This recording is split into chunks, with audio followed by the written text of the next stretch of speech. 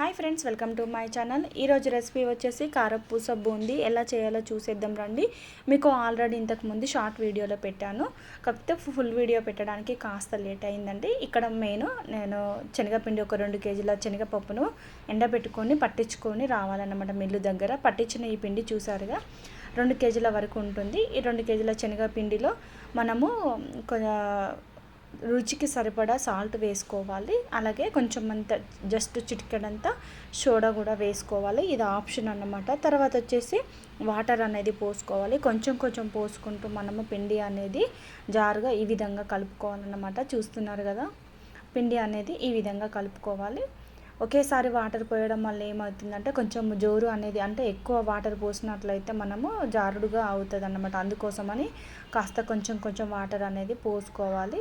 పోసుకుంటే ఈ విధంగా పిండిని మంచిగా కలుపుకోవాలి. మొత్తం కలిసేటట్టు పిండిని అనేది కొంచెం ఎక్కువ కలిపితే మనకు ఫ్లఫీగా మంచిగా వస్తుంది అన్నమాట బూందీ అనేది. ఈ విధంగా మొత్తము మనము కలుపుకోవాలి. ఇది పిండి కలుపుతున్న టైంలోనే పక్కన ఇక్కడ పొయ్యి మీద చేస్తుందన్నమాట మా అమ్మ. అందుకే ఇక్కడ పక్కన పొయ్యి పెట్టుకొని దాని మీద ఒక కడాయి పెట్టుకొని సరిపడా ఆయిల్ అనేది పోసుకోవాలి. ఆయిల్ పోసుకుంటే ఈ లోపు మనకు ఆయిల్ అనేది వేడెక్కుతుందన్నమాట. వేడెక్క లోపల మనం ఇక్కడ పిండి అనేది మనము కలుపుకొని పక్కన పెట్టుకోవాలి. చూస్తున్నారుగా, కట్టెల పొయ్యి మీద చేస్తున్నాము. ఇక్కడ ఆయిల్ అనేది ఇక్కడ మేము ప్యాకెట్ ఆయిల్ తీసుకున్నాము. మీరు మీ ఇష్టం, ఏ ఆయిల్ అయినా ఏ నూనె అయినా మీరు యూజ్ చేయొచ్చు. ఇక్కడ ప్రియా గోల్డ్ అనేది అయితే యూజ్ చేస్తున్నాం మేము. ఇక్కడ మనం ఆయిల్ అనేది ఇక్కడ 2 ప్యాకెట్స్ వరకు తీసుకున్నాము. మన పిండికి తగ్గట్టు మనం ఆయిల్ అనేది తీసుకోవాలి. ఆయిల్ వేడెక్కిన తర్వాత ఈ విధంగా ఒక చిల్లుల గిన్నెలోకి కొంచెం కొంచెం పిండి వేసుకుంటూ ఈ విధంగా కలుపుకోవాలన్నమాట. ఈ విధంగా మనం వేసినట్లయితే కింద మనకు హోల్స్లా నుంచి బూందీ అనేది పడుతుంది. ఎక్కువ పిండి అనేది వేయొద్దు, కొంచెం కొంచెం వేసుకోవాలన్నమాట. ఒకేసారి ఎక్కువ వేస్తే మనకు ముద్దలు ముద్దలుగా పడుతుంది. అలా కాకుండా కొంచెం కొంచెం వేసుకున్నట్లయితే మనకు బూందీ అనేది పర్ఫెక్ట్గా పడుతుంది.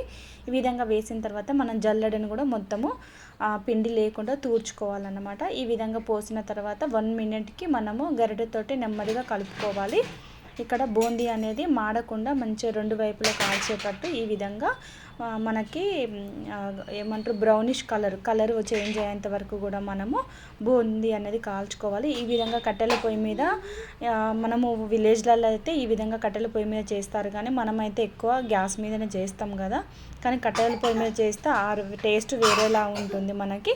చూసారుగా, బూందీ అనేది మనకి మ్యాక్సిమం మనకు కలర్ చేంజ్ అయ్యేంత వరకు కూడా మనము ఫ్రై చేసుకున్న తర్వాత తీసుకొని పక్కన టిఫిన్లోకి వేసుకోవాలి. సేమ్ ప్రాసెస్లోనే మళ్ళీ కాస్త పిండి తీసుకొని మిగిలిన పిండిని కూడా ఈ విధంగా మొత్తం కూడా బూందీ అనేది కొంచెం కొంచెం పిండి వేసుకుంటూ ఈ విధంగా బూందీ అనేది అయితే కాల్చుకోవాలన్నమాట. మీకు ఏమైనా డౌట్స్ ఉన్నట్లయితే కింద కామెంట్ చేయండి, నేను మెసేజ్ అనేది ఖచ్చితంగా రిప్లై ఇస్తాను. అలాగే మన వీడియో నచ్చినట్లయితే ప్లీజ్ లైక్ చేయండి. అలాగే మన ఛానల్ని చూస్తున్నారు కానీ సబ్స్క్రైబ్ చేసుకోవట్లేదు, ప్లీజ్ సబ్స్క్రైబ్ చేసుకోండి. మీరు ఇంకా సపోర్ట్ చేయండి మన ఛానల్ని. మీకు ఏ వీడియోస్ అయితే కావాలో అవి కామెంట్ చేయండి. తప్పకుండా ఆ వీడియో చేయడానికి నేను ట్రై చేస్తాను. అది కుకింగ్ వీడియోస్ కానీ, లేదంటే వ్లాగ్స్ కానీ, లేకపోతే బ్లౌజ్ వర్క్ సంబంధించి కానీ వీడియోస్ అనేది అయితే నేను తప్పకుండా చేస్తాను. మీకు నచ్చిన వీడియో మీరు కామెంట్ చేయండి, తప్పకుండా నేను ట్రై చేస్తాను అన్నమాట వీడియో తీయడం కోసం అని చెప్పేసి.